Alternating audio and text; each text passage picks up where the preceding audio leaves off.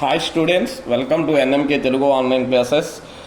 Video late అయితే అయింది. సరే, లేట్ అయినా కూడా ఖచ్చితంగా ఈరోజు వీడియోస్ అన్నీ కంప్లీట్ చేస్తా. 1 అవర్ గ్యాప్తో ప్రతి వీడియో కూడా రిలీజ్ చేస్తా. ఖచ్చితంగా అందరూ చూడండి. ఈ డేట్ వరకు కూడా స్టిల్ అయితే కరెంట్ అఫైర్స్ అన్నీ రాసా, వీడియోలో అయితే కంప్లీట్ చేస్తాను. ఓకే, ఆల్రెడీ మీకు 7వ తారీఖు వరకు కూడా కరెంట్ అఫైర్స్ డిస్కస్ చేశాను. ఈ వీడియోలో 8వ తారీఖు సంబంధించినటువంటి కరెంట్ అఫైర్స్ గురించి డిస్కస్ చేద్దాం. ఓకే, చివరి వరకు కూడా చూడండి. మీకు నచ్చితే మర్చిపోకుండా ఒక లైక్ అయితే చెయ్యండి.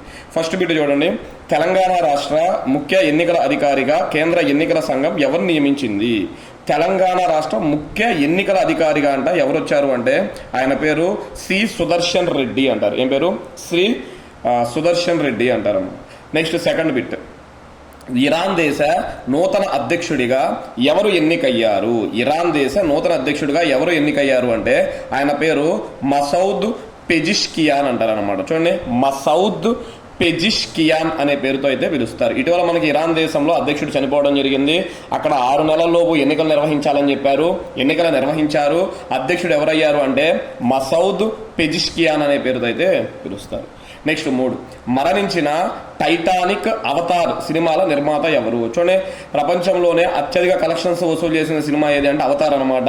ఆ అవతార్ సినిమా యొక్క అదేవిధంగా టైటానిక్ సినిమాల యొక్క నిర్మాత చనిపోయారు. ఆయన పేరు జాన్ లాండౌ అంటారు. చూడండి, జాన్ లాండౌ అనే పేరుతో పిలుస్తారు అనమాట. లాండౌ అంటారు. అదొక జాన్ లాండౌ అంటారు. గుర్తుపెట్టి. నెక్స్ట్ 4.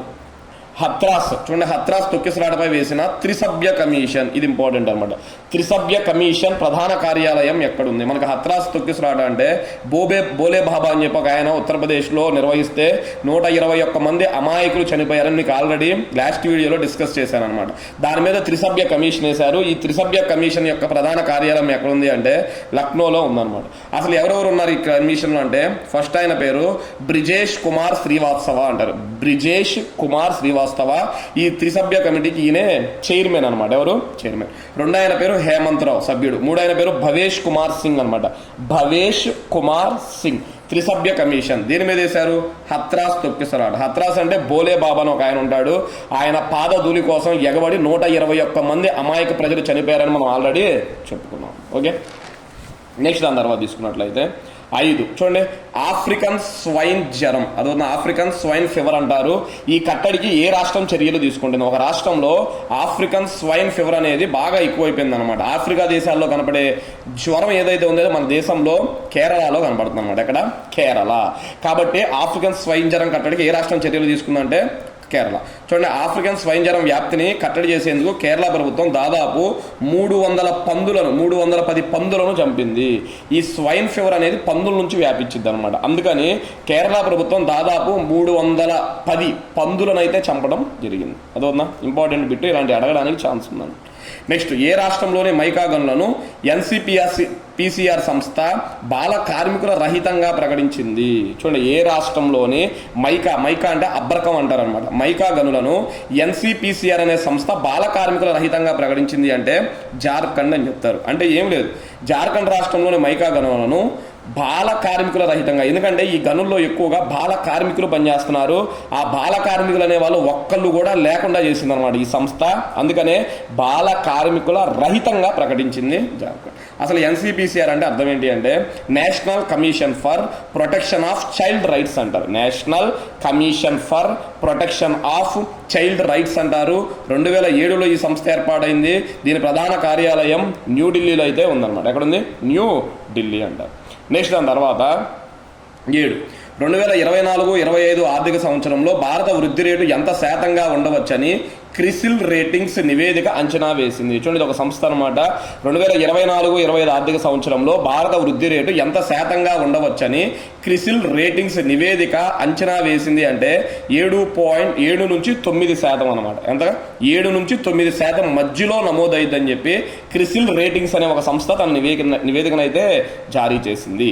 నెక్స్ట్ దాని తర్వాత డిఆర్డిఓ అంటారు, డిఫెన్స్ రీసెర్చ్ డెవలప్మెంట్ ఆర్గనైజేషన్ అంటారు. డిఆర్డిఓ అదేవిధంగా లార్సెన్ అండ్ ట్రూబో అంటారు. దీన్నే సింపుల్గా L&T అంటారు అనమాట. చూడండి L&T అనే పేరుతో కూడా పిలుస్తారు అనమాట. డిఆర్డిఓ L&T లేదా లార్సెన్ అండ్ ట్రూబో అంటారు. సంయుక్తంగా అభివృద్ధి చేసిన ట్యాంక్ పేరు ఏమిటి అంటే జొరావర్ అంటారు. ఇంపార్టెంట్ బిట్ ఇది. జొరావర్ అనే ట్యాంక్ ని డిఆర్డిఓ వాళ్ళు L&T అనే సంస్థ సంయుక్తంగా అభివృద్ధి చేసింది. ట్యాంక్ అంటే మనకి ఈ ఆర్మీ వాళ్ళ దగ్గర యుద్ధ ట్యాంకులు ఉంటాయి కదా, అదనమాట. ఓకే, ఎత్తైన వాతావరణంలో సైనిక సామర్థ్యాలను పెంపొందించే లక్ష్యంతో స్వదేశీ పరిజ్ఞానంతో లైట్ ట్యాంక్ జొరావర్ను రూపొందించారు. అదోనా ఎత్తైన వాతావరణాలు అంటే మనకి జమ్మూ కాశ్మీరు, హిమాచల్ ప్రదేశ్, సిక్కిము, అరుణాచల్ ప్రదేశ్ లాంటి రాష్ట్రాల్లో ఎత్తైన వాతావరణంలో పనిచేసేలా ఒక ట్యాంక్ అనమాట, యుద్ధ ట్యాంకులు అయితే తయారు చేశారు. దాని పేరు ఏమంటారు అంటే జొరావర్ అంటారు.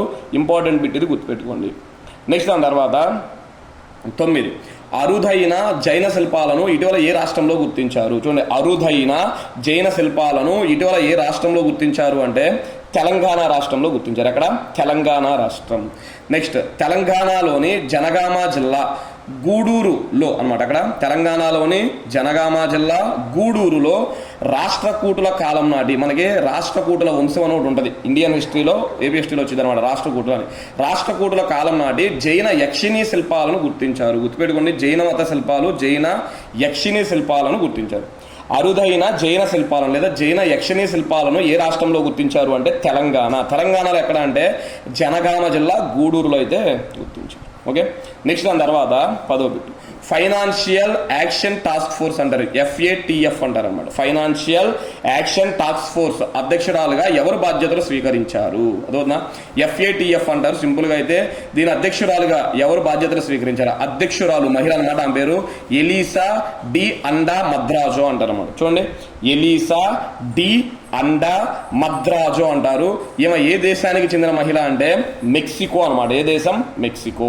గుర్తుపెట్టుకోండి, అసలు ఈ FATF financial action task force అనేది ఎక్కడుంది అంటే ప్యారిస్లో ఉంది. ఏ సంవత్సరం ఏర్పాటైందంటే మాత్రం 1989లో దీన్ని ఏర్పాటు చేశారు. ఓకే, నెక్స్ట్ దాని తర్వాత చూసుకున్నట్లయితే చూడండి 11, ఇటీవల కరేబియన్ దీవుల్లో, చూడండి కరేబియన్స్ అంటారు. ఈ క్రికెట్ మీద అవగాహన ఉన్నలో తెలిసింది. ఏ టీంని కరేబియన్ టీమ్స్ అంటారు అంటే వెస్టిండీస్ టీంను కరేబియన్స్ అంటారు అనమాట. కాబట్టి ఇటీవల కరేబియన్ దీవుల్లో వచ్చిన హరికేన్ పేరు ఏమిటి అంటే బెరిల్ అంటారు అనమాట. ఏంటిది? బెరిల్. మీరు గమనిస్తే world cup, T20 world cup మొన్న ఇండియా గెలిచింది కదా, అది ఫైనల్ మ్యాచ్ మనకి ఈ యొక్క వెస్టిండీస్లోనే జరిగిందనమాట. ఆ వెస్టిండీస్లో జరిగిన వెంటనే మన వాళ్ళు ఇండియా రాలేకపోయారు. ఎవరు? రోహిత్ శర్మ కానీ, విరాట్ కోహ్లీ అందరూ కూడా వెంటనే ఇండియాకి రాలా. ఎందుకంటే అక్కడ ఒక పెద్ద హరికేన్ వచ్చింది అనమాట, ఒక తుఫాన్ వచ్చింది, అదే బెరిల్ తుఫాన్. దానివల్ల అక్కడే 4 రోజులు ఉండి 4 రోజుల తర్వాత వాళ్ళు రావడం అయితే జరిగింది. ఓకే, నెక్స్ట్ దాని తర్వాత ఆంధ్రప్రదేశ్లో వైఎస్ఆర్ రైతు భరోసా కేంద్రాలని ఏమని పేరు మార్చారు? చూడండి, ఆంధ్రప్రదేశ్లో వైఎస్ఆర్ రైతు భరోసా కేంద్రాలని ఏమని పేరు మార్చారు అంటే రైతు సేవా కేంద్రాలు అంటారు. ఏంటిది? రైతు సేవా కేంద్రాలు అనే పేరుతో పిలుస్తారు. నెక్స్ట్ దాని తర్వాత British grand pre 2024, British grand pre 2024 విజేతగా ఎవరు నిలిచారు? చూడండి, ఇక్కడ గ్రాండ్ ప్రీ అంటే మనకి రేసింగ్ అనమాట. బ్రిటిష్ గ్రాండ్ ప్రీ 2024 విజేతగా ఎవరు నిలిచారు అంటే ఆయన పేరు లూయిస్ హ్యామిల్టన్ అంటారు. ఏం పేరు? Louis Hamilton. ఇటీవల జరిగిన గ్రాండ్ ప్రీస్ని కూడా ఇక్కడ ఇచ్చాను చూడండి. ఆస్ట్రియన్ గ్రాండ్ ప్రీ 2024 విజేత ఎవరు అంటే జార్జ్ రస్సెల్ అంటారు. ఏం పేరు? George Russell. Spanish grand pre 2024 విజేత, స్పానిష్ గ్రాండ్ ప్రీ 2024 విజేత ఎవరు అంటే వెర్స్టాపెన్ అంటారు. ఆయన పేరు వెర్స్టాపెన్ అనే పేరుతో పిలుస్తారు. నెక్స్ట్ కెనడియన్ గ్రాండ్ ప్రీ 2024 విజేత ఎవరు అంటే మ్యాక్స్ వెర్స్టాపెన్. చూడండి, వెర్స్టాపెన్ ఇద్దరు ఒకటే అనమాట. మ్యాక్స్ వెర్స్టాపెన్, స్పానిష్ కూడా ఆయనే, కెనడియన్ కూడా ఆయనే అనమాట. నెక్స్ట్ మొనాకో గ్రాండ్ ప్రీ 2024 విజేత ఎవరు అంటే చార్లెస్ లెక్లెర్క్ అంటారు అనమాట. మొనాకో గ్రాండ్ ప్రీ 2024 విజేత ఎవరు అంటే చార్లెస్ లెక్లెర్క్ అనే పేరుతో పిలుస్తారు. నెక్స్ట్ ఎమిలియా రొమాగ్నో గ్రాండ్ ప్రీ 2024 విజేత ఎవరు అంటే మ్యాక్స్ వెర్స్టాపెన్ అంటారు. ఎమిలియా రొమాగ్నా గ్రాండ్ ప్రీ 2024 విజేత ఎవరు అంటే మ్యాక్స్ వెర్స్టాపెన్ అనే పేరుతో అయితే పిలుస్తారు. నెక్స్ట్ దాని తర్వాత 14, వార్తల్లో నిలిచిన చూడండి మహువా మొయిత్రా అనమాట. ఏం పేరు? మహువా మొయిత్రా ఏ పార్టీ ఎంపీ? వార్తల్లో నిలిచిన మహువా మొయిత్రా ఏ పార్టీ ఎంపీ అంటే తృణమూల్ కాంగ్రెస్ అన్నమాట. ఏంటిది? తృణమూల్ కాంగ్రెస్. ఈ మహువా మొయిత్రే ఒక 4 months బ్యాక్ కూడా వార్తల్లో నిలిచారు. అప్పుడు ఎలా నిలిచారు అంటే లోక్సభలో 0 hour అని ఉంటుంది అనమాట. దాంట్లో క్వశ్చన్స్ అడుగుతారు. అప్పుడు మహువా మొయిత్రా గారు ఆ క్వశ్చన్స్ అడగడానికి వేరే వాళ్ళ దగ్గర నుంచి బహుమతులు అనమాట, కార్లు అలాంటివి తీసుకున్నారని చెప్పి అప్పుడు ఆరోపణలు వచ్చినాయి. ఏమైనా లోక్సభ నుండి సస్పెండ్ చేయడం కూడా అప్పుడు జరిగిందనమాట. అదోనా అప్పుడు వార్తలు నిలిచింది 4 నెలల క్రితం. మళ్ళీ ఇప్పుడు కూడా నిలిచింది అనమాట. ఎందుకు నిలిచింది అంటే చూడండి, జాతీయ మహిళా కమిషన్ చైర్పర్సన్ రేఖా శర్మపై, జాతీయ మహిళా కమిషన్ చైర్పర్సన్ రేఖా శర్మపై సామాజిక మాధ్యమంలో అభ్యంతరకర పోస్టులు చేశారన్న ఆరోపణలపై తృణమూల్ కాంగ్రెస్ పార్టీ ఎంపీ మహువా మొయిత్రాపై ఢిల్లీ పోలీసులు ఎఫ్ఐఆర్ నమోదు చేశారు. అదవుతుందా? ఆ వంట ఎవరు? ఈ మహువా మొయిత్రా, తృణమూల్ కాంగ్రెస్ పార్టీ వెస్ట్ బెంగాల్కు చెందిన ఈమె జాతీయ మహిళా కమిషన్ చైర్పర్సన్ అయిన రేఖా శర్మపై సామాజిక మాధ్యమాల్లో సోషల్ మీడియాలో విమర్శలు అభ్యంతరకర పోస్టులు అయితే చేశారంట. అందుకని ఢిల్లీ పోలీసులు ఎఫ్ఐఆర్ అయితే నమోదు చేస్తారు. ఎఫ్ఐఆర్ అంటే ఏంటి? ఒకసారి రైల్వే ఎగ్జామ్ గ్రూప్ డీలో అడిగాడు అనమాట. ఎఫ్ఐఆర్ అనగా ఏమి అని అడిగాడు. ఫస్ట్ ఇన్ఫర్మేషన్ రిపోర్ట్ అంటారు. ఏంటిది? ఫస్ట్ ఇన్ఫర్మేషన్ రిపోర్ట్ అనే పేరుతో అయితే పిలుస్తారు. నెక్స్ట్, ఇటీవల మరణించిన ఆర్ సంపతన్ ఏ దేశ హక్కుల నేత? చూడండి, ఇటీవల మరణించిన ఆర్ సంపతన్ ఏ దేశ హక్కుల నేత అంటే శ్రీలంకకు సంబంధించినటువంటి ఆ దేశ మానవ హక్కుల కోసం పోరాటం చేసిన నేత అన్నమాట. నెక్స్ట్ 16, వరల్డ్ కస్టమ్స్ ఆర్గనైజేషన్ చైర్మన్గా ఎన్నికైనది ఎవరు? అదోనా, వరల్డ్ కస్టమ్స్ ఆర్గనైజేషన్ చైర్మన్గా ఎన్నికైనది ఎవరు అంటే ఆయన పేరు చూడండి, ఇక్కడ రాశాను, ఎడ్వర్డ్. ఏం పేరు? ఎడ్వర్డ్ కిస్వేటర్ అంటారు. ఎడ్వర్డ్ కిస్వేటర్ అనే పేరుతో అయితే పిలుస్తారు. నెక్స్ట్ బిట్ చూడండి, ఎడ్ ఈడి అనమాట, స్పెల్లింగ్ ఈడి అంతే అనమాట. ఎడ్ ఫైండ్స్ ఏ హోమ్, ఇది ఒక పుస్తకం పేరు అనమాట. అదవుతుందా?